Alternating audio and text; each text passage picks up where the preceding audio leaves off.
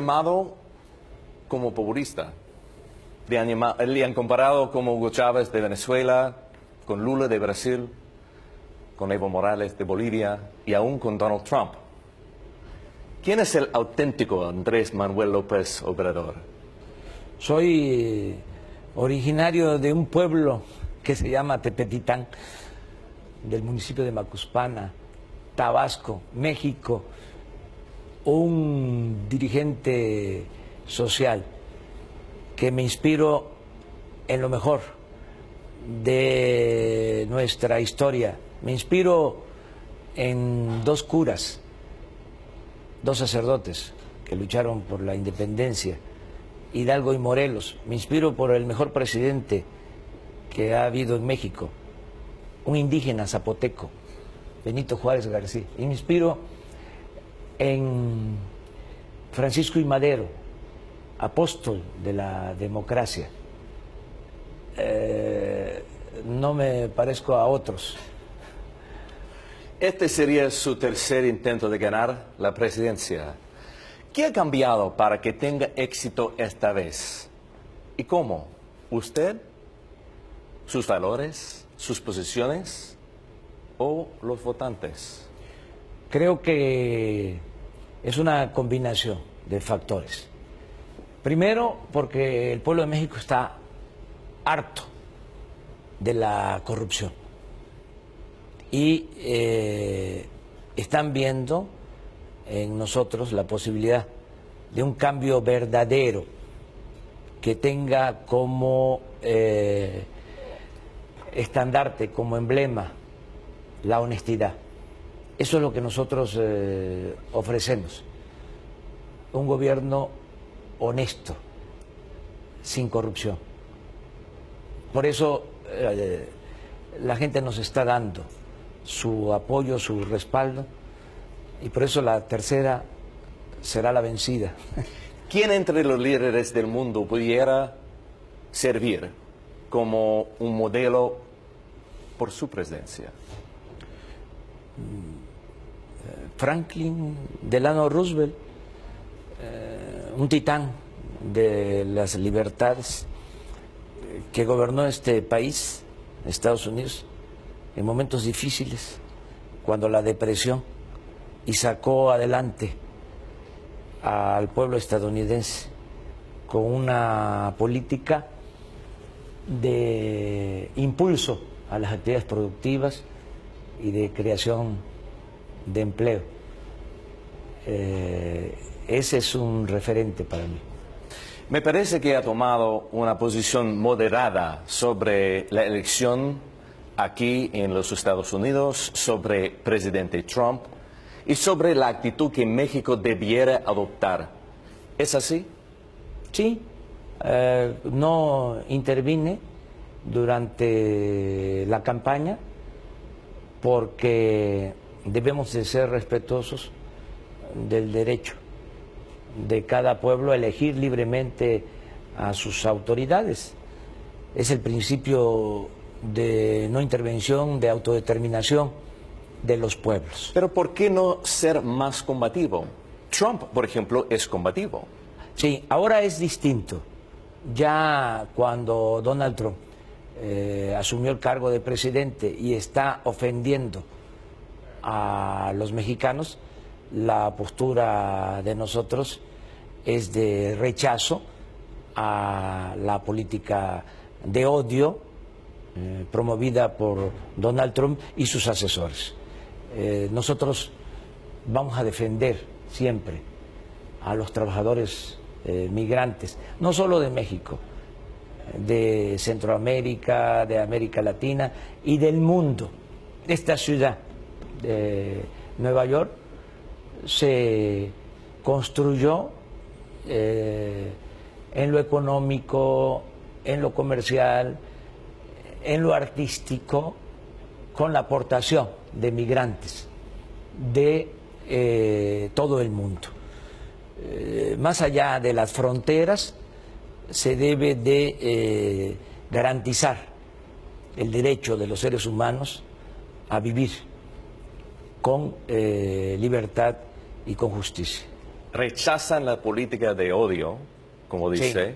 ¿Qué tanto ha cambiado su perspectiva sobre Trump del año pasado hasta ahora, que ya es gobernante? Pensé que iba a modificar su política en contra de migrantes, que si le dio resultado durante la campaña, ya como presidente, iba a modificar su actitud, pero... ¿Esperaba un cambio? Sí, desgraciadamente... ¿Pero no se ha cambiado? No, y está en un error, es un error garrafal, porque ¿En su no se estimación? debe, sí, desde mi punto de vista, no se debe desatar el odio contra trabajadores migrantes.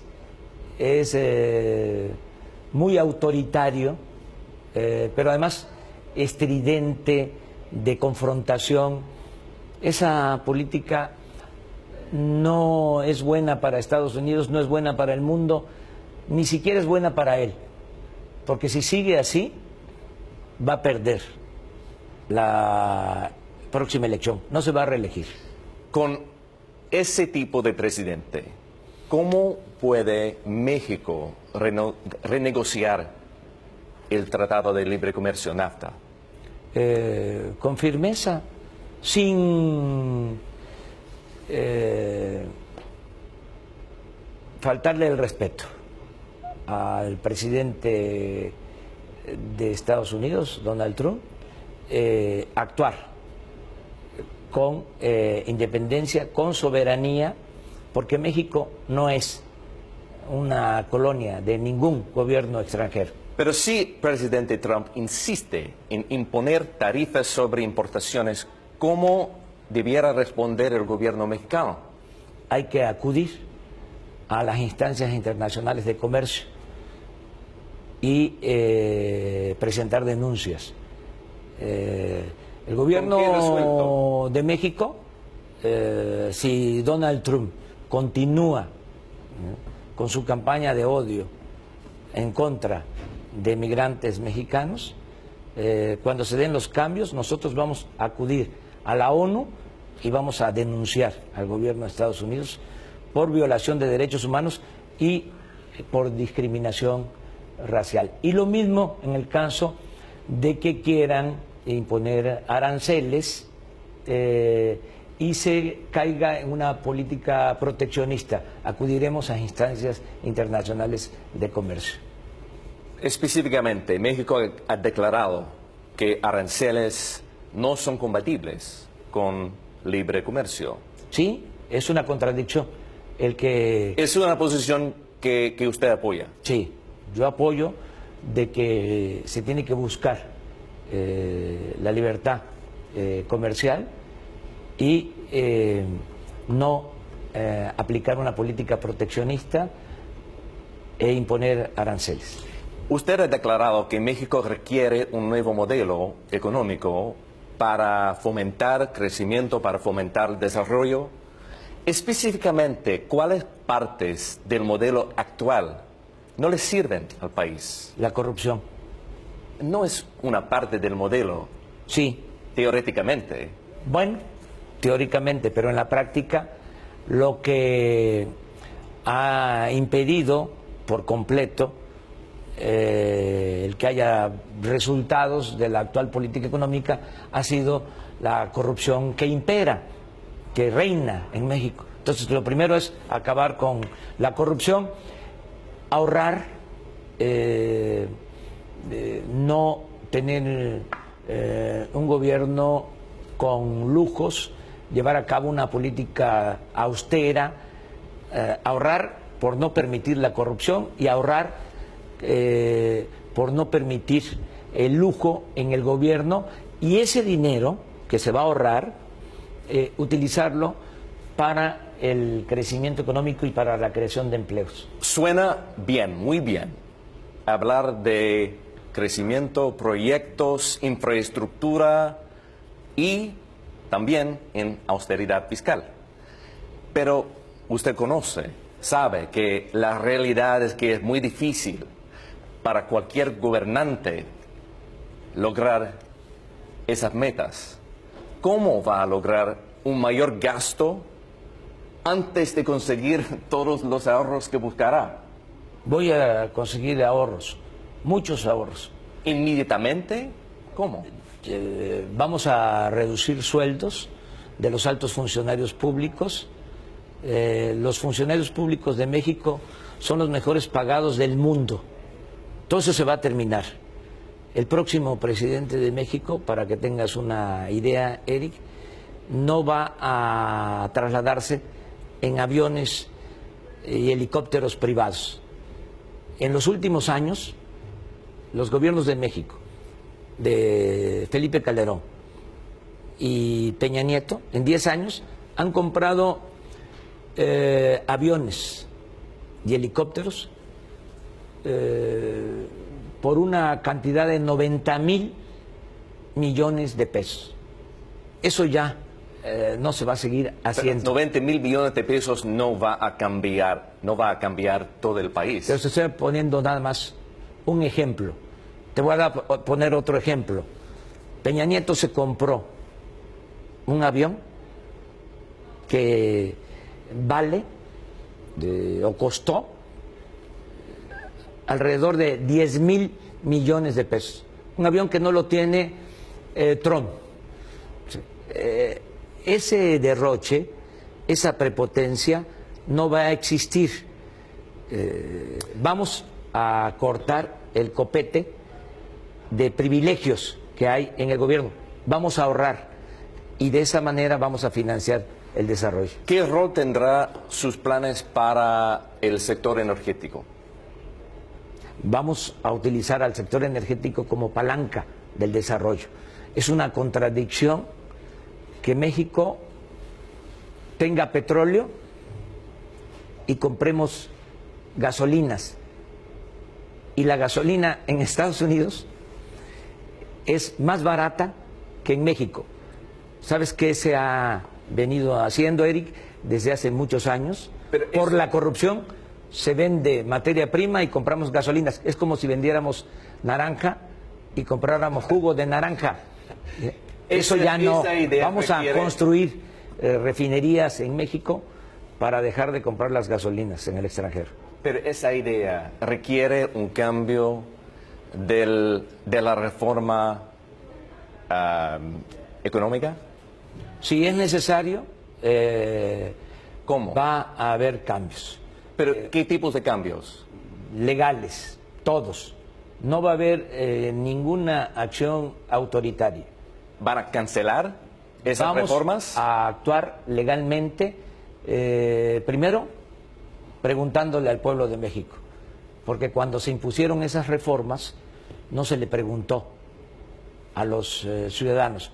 La mayoría de los mexicanos no sabe en qué consisten esas reformas y fueron engañados. ¿Sabes qué les dijeron cuando iban a llevar a cabo la reforma energética? Que iba a bajar el precio de las gasolinas y de la energía eléctrica, y desde luego que no cumplieron. Al contrario, subió el precio. Pero estamos hablando de un cambio de la participación de empresas extranjeras petroleras. Van a tener participación empresas privadas, nacionales y extranjeras. No se puede sacar adelante a México solo con la inversión pública.